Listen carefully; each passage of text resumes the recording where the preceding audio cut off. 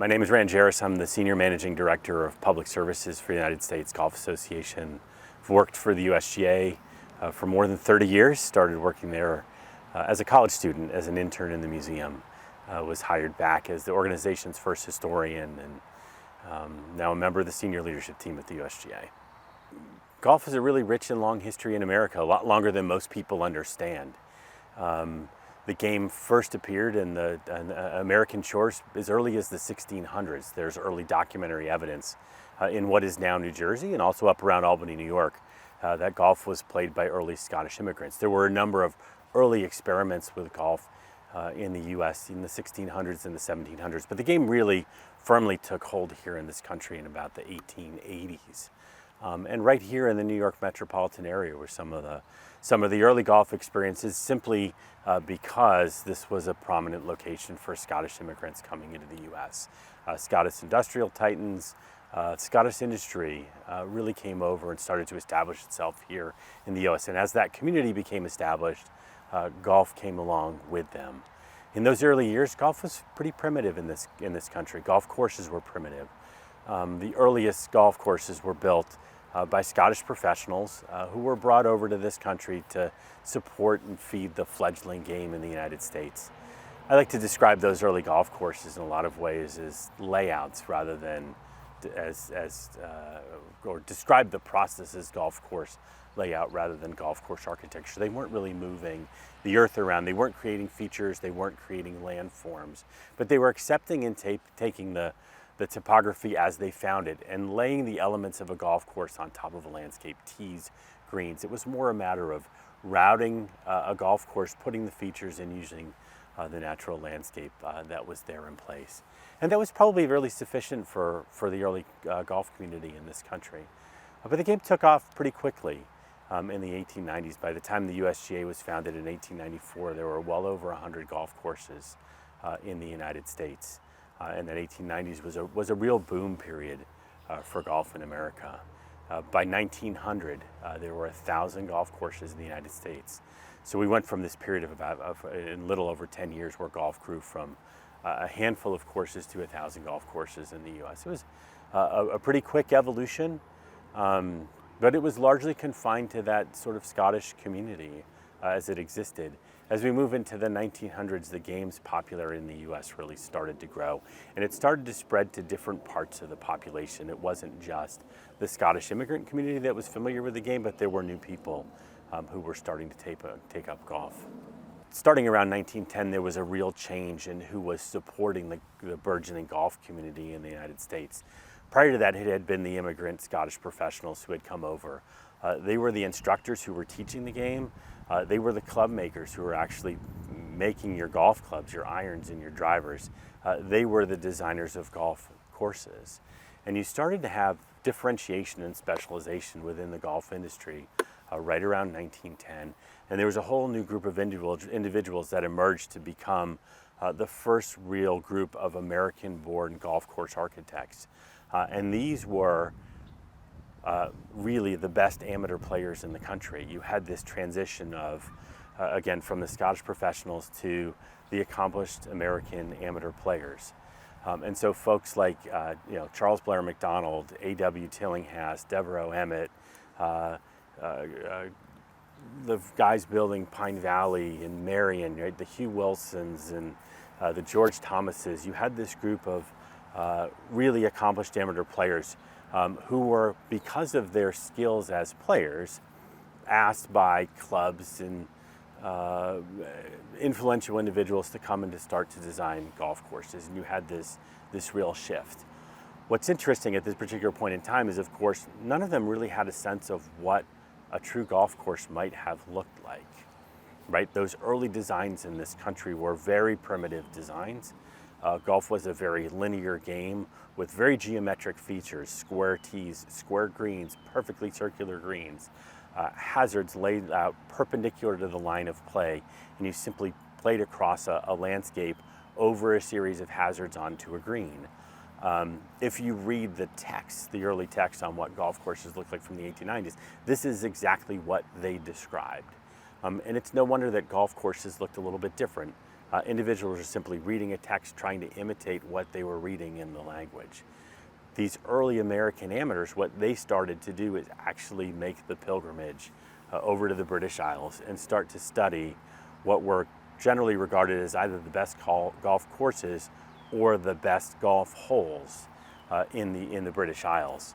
A lot of that actually had to do with sort of strategy and strategic choices. In this early American style of, we call them Victorian era golf courses, you had very little choice of how you played a hole. You simply played from tee to green in a line, and golf courses and golf holes didn't really have any width to them. What the American architects learned, what they came to understand as they went over to the British Isles, is that golf holes actually were wide, they had width, and that width allowed for strategic choice off the tee. And this is now we see this complete change in conception of a golf hole and a golf course from being a line to being a surface across which the game is played that allows options for players to play in different directions, to choose lines, to think about how far they can hit the ball, what angles they want to approach a hazard from or a green from. And it fundamentally changes the way that we think about a golf course. One of the most influential of those architects was Charles Blair Macdonald. 1895 U.S. amateur champion, our first amateur champion, one of the founding figures in the creation of the United States Golf Association in 1894. Macdonald was really the premier amateur in the country in the 1890s, early 1900s. Macdonald goes over to the UK exactly on this sort of mission to identify the best golf holes, to measure them, and to be able to come back and replicate them. He takes a friend over with him, who's Devereux Emmett. He and Emmett were good friends, and Emmett goes along with Macdonald, and together they set out to identify the best holes, measure the best holes, and to bring those template holes back. And that's what we see Macdonald start to create, right? His masterpiece, National Golf Links out in Southampton on Long Island, Chicago Golf Club, the first 18-hole golf course in the United States, the Lido Club, the famous Lido Club that he literally builds out of the marshland on the south shore of Long Island. These dramatic Macdonald designs, they were fascinating. They were moments of earth moving on massive scales that had never been seen before. And Macdonald needed to do that in order to create these template holes that he was so fond of, that he thought really represented what was best in the game. Macdonald had to move a lot of earth to make that happen. Now what's interesting is his partner on this exhibition to measure holes and to reconceive of a golf course, Devereux Emmett. Emmett goes over, obviously sees the same holes, participates in this process, but comes back with actually a minimalist conception of what a golf course can be and it should be. He finds the width that Macdonald saw. He understands how a golf hole can relate to the landscape. He comes back and he sets about building golf courses. And we see great examples of it here at Bonnie Briar, where he just completely accepts the slopes and the topography that exists on the site and allows those features to blend perfectly with the landscape. Macdonald's design is bold, right? It's sculptural. It's prairie school. Think Frank Lloyd Wright and these monumental sculptural architectural forms that Wright imposes on a landscape is precisely what Macdonald does. He's influenced by, growing up in Chicago, influenced by the Prairie School of Architecture, and he seeks to repeat that in a golf course. Emmett takes a completely different tact. Naturalistic, minimalistic, minimal movement of earth, take advantage of and exploit the features on the landscape. And again, you see that here at Bonnie Briar in the way that some of the greens just blend seamlessly, just bleed out into the surrounding slopes and topography. You see it in the embrace of the rock walls and the boulders, and that he's understanding what the landscape offers, he's accepting it, and he's working to put his features of the golf course in a way that doesn't change and interfere and try to refashion that landscape into something that it's not. It's a very different conception from Macdonald and others.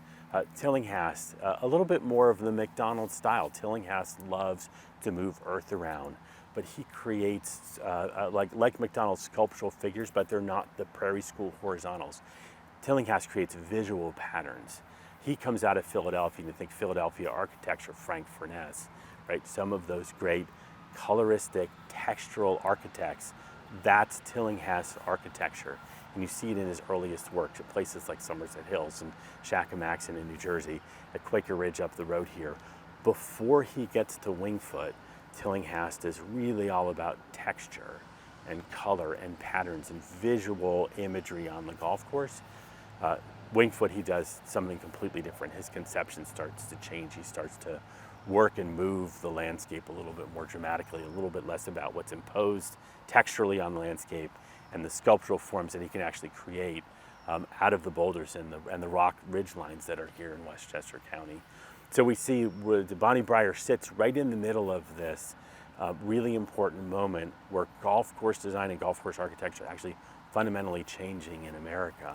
Again, it's probably, I would call it the second generation of American golf courses, and it's really the first generation of what I would call American design, right?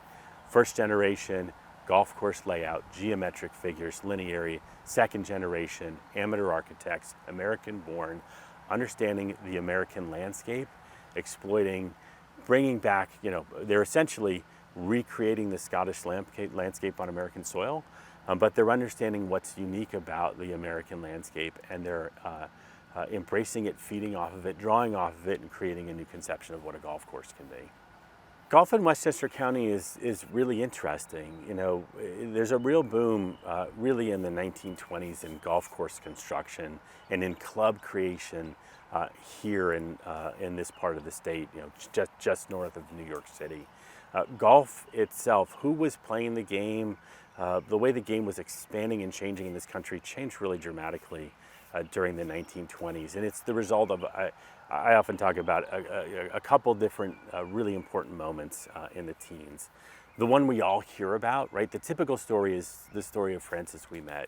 We met the 20-year-old American amateur from Boston who beats the Ted Ray and Harry Vardon, the two greatest professionals in the world, beats the Brits at their own game and becomes America's first golfing hero. Golf is on the front page of American newspapers for the first time in September of 1913 because of Ouimet's victory. And Ouimet's victory is often credited for the sort of surge in popularity of the game, but that's really, while it's important, it's a really incomplete story if we're talking about the 1920s. And I think what was happening here in Westchester, what was the great development of the 19-teens for so many Americans? The automobile. Affordable automobiles that made it possible for people to get out to urban centers and into the suburbs. In the 1890s and the early 1900s, that technology was the train, right? We went a little further in those days when New Yorkers were looking to escape from the city. They got on a train and they went up to the Catskills, they went to the Adirondacks, they went out to the Hamptons, they went, what today is 3-hour drives. They went to the Poconos in Pennsylvania. They went further distances because the train could take them there. And that's where the clubs and the resorts started to be created, was further out from the city. With the birth of the automobile and the popularity, starting with the Model T, making that type of transportation accessible to more Americans, the suburbs became more important. The wealthy started to move out to the suburbs.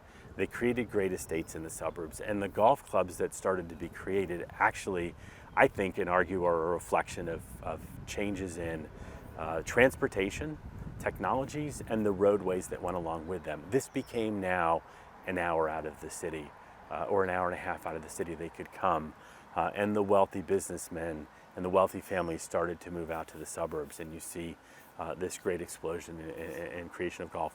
There's a third factor that's really, really important in the 20s, and that's actually World War I. One of the great American lessons coming out of World War I is the importance of having the young men of your country being physically fit and ready to go off to war at a moment's notice. We were caught off guard as a country in the teens as we went into the Great War. And in the post-war era, at the highest levels of government in the U.S., President Harding had a very strong ambition to promote physical fitness, physical well-being, again, so that the young men of the country were ready and able to go off to war.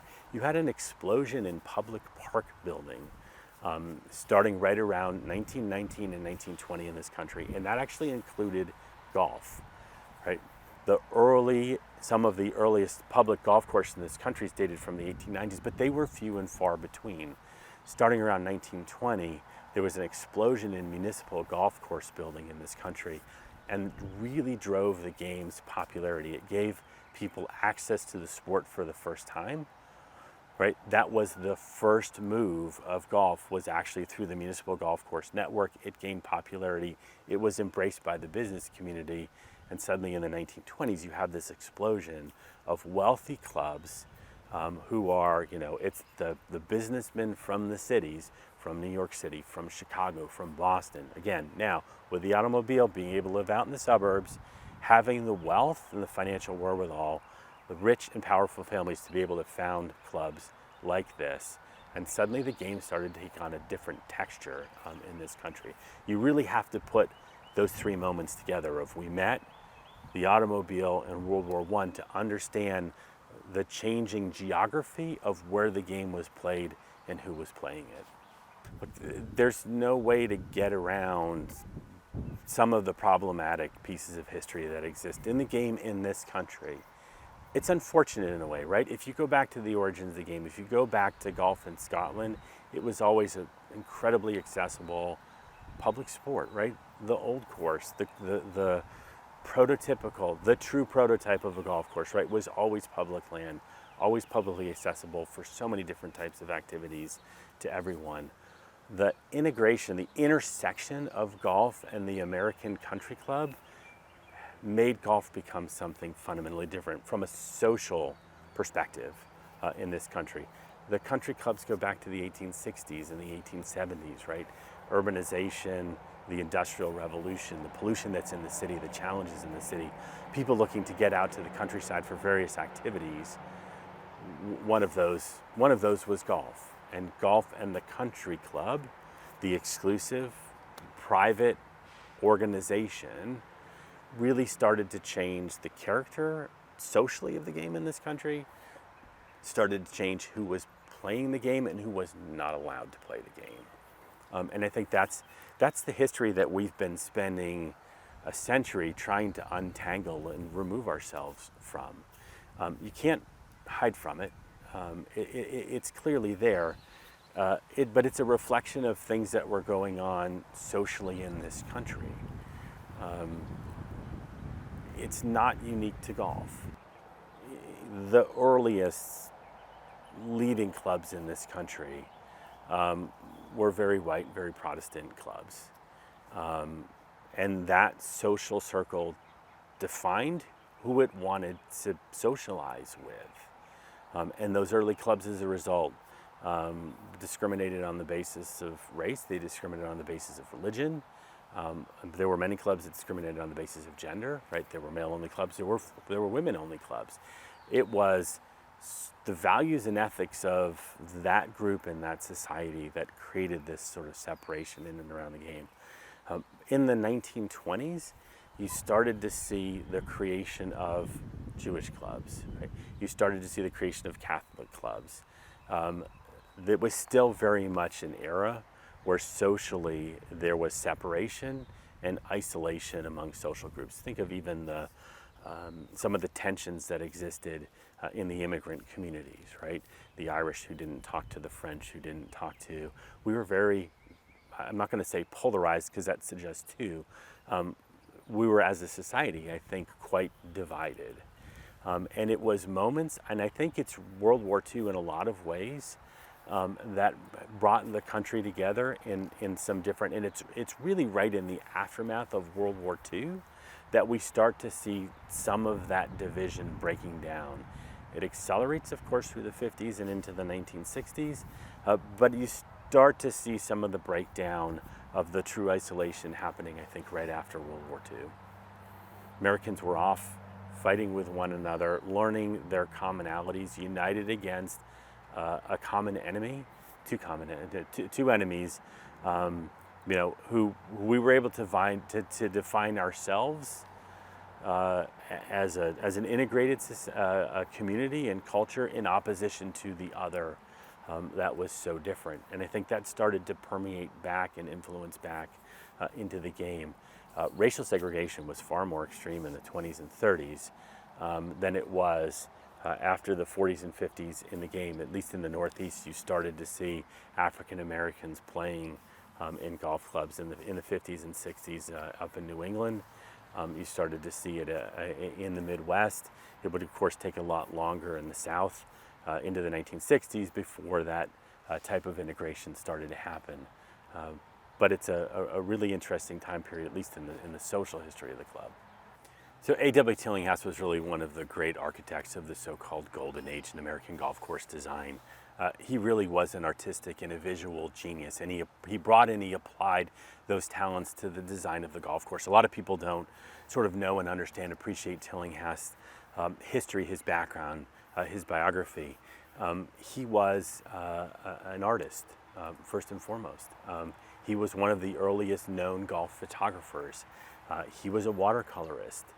He was a painter, an antiques collector. He actually had one of the finest collections of autographs of signers of the Declaration of Independence. He had a profound appreciation for and understanding for history, and particularly American history. He grew up in Philadelphia, which was obviously played this critical role in the history of this country, but also in the history of architecture and the history of art. And he was influenced by those forces around him. In Tillinghast golf courses, we see something fundamentally different from what we see in any of his other peers, which is a keen awareness of the visual interest that can be created on a landscape by moving earth around. He loved texture right out of the Philadelphia School of Architecture. He loved color, colorism, right? Frank Furness and those great Philadelphia architects that loved color and texture. He brought that to the golf course.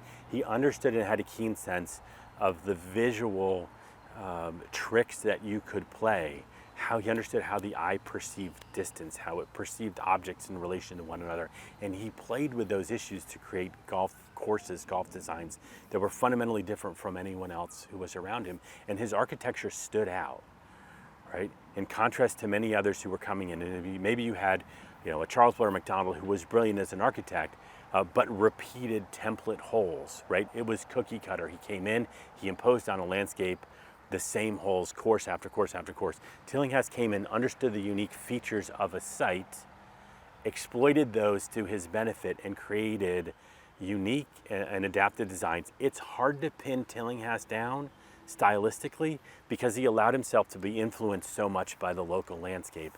And I think, what he does here in Westchester County at Quaker Ridge, at Wingfoot, and you see influences of it here at Bonnie Briar, enough to suggest that some of the apocryphal stories may in fact be true, right? He understands what was going on, what was unique about this landscape, which are these rock ridges that exist across Westchester County. And his architecture actually fundamentally changes with the designs for the 36 holes at Wingfoot and 22. He goes from being much about pattern and imposing and building little features on the landscape to create texture and visual interest, to create something sculptural. He embraces those ridges. They talked about dynamiting them. They talked about but it was impenetrable, and so he rethought how he conceived of a golf course. And at Wingfoot, he puts tees and he puts greens on top of those rock ridges, lets you play through them, between them, up onto the top of them. And there's this motion, this rise and fall of the landscape like waves. What happens to the shapes of his greens? What happens to the shapes of his bunkers? They start to change in shape. They become less linear, less circular, like we see it an early design like Somerset Hills or Shackamaxon in New Jersey. Even Baltusrol looks fundamentally different from what happens at Wingfoot. Again, he's allowing, as an artist, he's allowing that landscape to influence the way that he perceives shapes and the shapes of the golf course. He solved that problem of those bedrock ridges over at Wingfoot in an incredibly creative way, in a really compelling way. The two courses were deemed instant masterpieces. And you can understand how just across the road at Bonnie Briar, where you have an even more extreme landscape with the boulders, with the rocks, that Tillinghast could have been called in to solve some particular problems for Devereux Emmett. Emmett is the opposite of Tillinghast. He's not creating those sculptural forms. He's taking the landscape as he is. He's putting features on it. He's got a routing now that hits a bedrock ridge. His architecture is not going to handle that very well. He's going to have a challenge building and integrating smooth slopes and features when he's got these rock ridges. So you look at the locations of the 3rd hole, the 5th hole, the 7th hole, maybe the 14th hole, 3, 5, and 7, it's clearly visible that there are, because of the routing, those green complexes end up on some pretty prominent bedrock ridges. And I can see where, and again, we're speculating here, but you can see where Emmett would have had a hard time solving for that problem. Everybody knows Tillinghast just solved it across the road. So let's pull him over and let's ask him to take a look at these unique topographical problems, knowing that he's figured out the solution to these issues and creating great golf holes. And so you see it on these 3 holes. You see the way that Tillinghast style of, pushing up dirt, remolding, refashioning dirt, creating some sculptural forms, which Emmett's features do not have. And again, you see this consistent through Emmett's work, whether it's here at Bonnie Briar, you see it at Leatherstocking, up in Cooperstown, you see it in other Emmett work.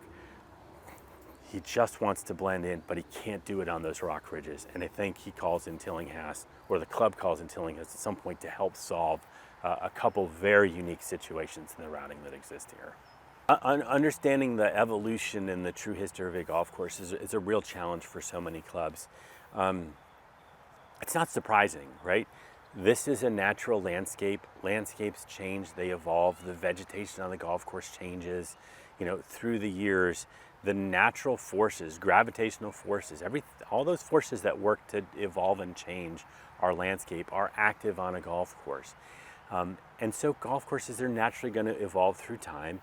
And as a result, courses that have been, it's very rare to find a course that's been around for 100, 120 years that hasn't had 4 or 5 hands on that golf course through time. Unfortunately, for historians, few clubs appreciated that at some point down the road, that architectural history would be of interest or important to anyone. And so record keeping at most clubs, it's really pretty poor. The access to original documentary material, it's really pretty poor. There's a lot of spurious things that are out there if you're a researcher. Names that are misspelled, names that are misassociated with a club. Someone who thinks they know something about design says, well, that looks like Donald Ross, or that looks like Tillinghast, that looks like McDonald. Somewhere along the way, someone said it, and it becomes truth. And you've got to unwind all of that as best you can, try to find the primary sources, and try to find images as close as you can to the opening of a golf course to really be able to understand its architectural history. We're really fortunate in this country that the Department of Defense actually created aerial surveys for defense purposes just about every decade starting in the 1920s, 20s, 30s, 40s, 50s. They exist, they're in archives around the country. They're one of the most important tools for golf course historians because we want to unpeel all the layers of change that happened through the years. We want to unpeel those natural landscape processes that happen that change shapes and the vegetation that changes. If we can peel all of that back and get back to the 20s, 30s in an aerial photo, a lot of times we can see features that are really distinctive to a particular architect. Bunker shapes are actually quite distinctive. Green shapes, green complexes, those types of things help us put it back together. So as historians, we can rely on visual cues that are there, especially early photographs, when and if we have questions about who designed. And then as historians, we go and we dig up whatever we can out of clubhouses, hopefully, which haven't burned down through the years, hopefully, which haven't had a renovation and someone just threw a lot of things out, because that's so common. But try to get back to those original documentary sources. And I argue, get back as close as you can in terms of photographs. And that really helps us understand the DNA and the history of a golf course probably better than anything else.